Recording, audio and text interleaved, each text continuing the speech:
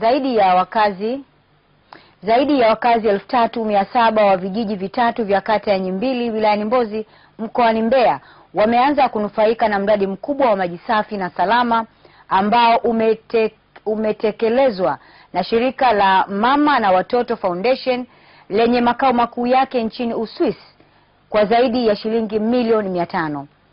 Mwenyekiti wa halmashauri ya wilaya ya Mbozi amemweleza mkuu wa wilaya hiyo Ahmed Namohe kuwa vijiji vitakavyonufaika ni pamoja na kijiji cha Hezia na Mangwa pamoja na Haraka. Kwa taarifa zaidi tujiunge na Hosea Cheyo kutoka mkoani Mbeya. Mradi wa maji safi na salama wa kata ya Nyimbili umeanza kutekelezwa tangu mwaka 2006 kupitia mradi wa Mama na Watoto Foundation, shirika lenye makao makuu yake nchini Uswisi. Kwa sasa mradi umekamilika. Mradi una ufanisi mkubwa, na huu mradi ni mradi endelevu, na huu mradi ambao kwa wananchi hauna mzigo mkubwa, hata gharama za kugharimia mambo ya mashine si mambo gani.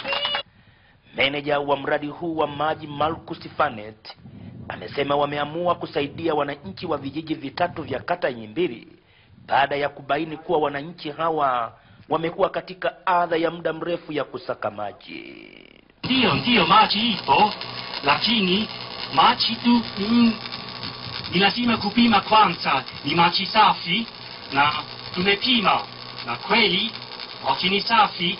Ni laboratory ya Mbeya anasema maji ni safi, na mimi na kuna maji pia. Kweli tumefaidika sana haya maji.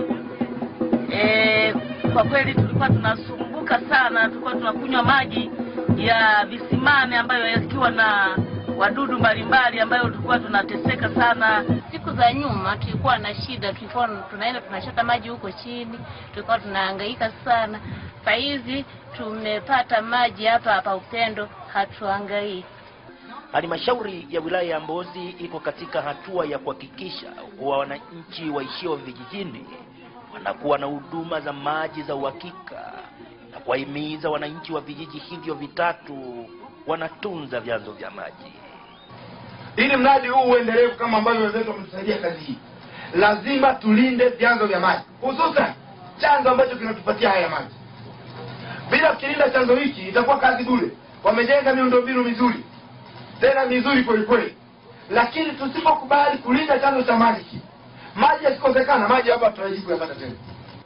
Mkuu wa wilaya ya Mbozi Ahmed Namohe ndiye aliyezindua na kupokea mradi huu na kuwakabidhi wananchi wa vijiji vya Hezia, Haraka na Mangwa.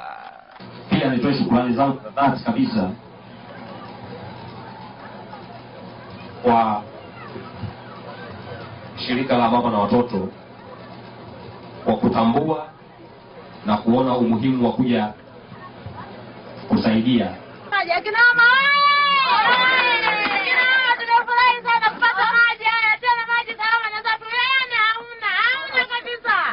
Kutoka hapa Mbozi mkoani Mbeya, mimi ni Hosea Cheyo wa TBC.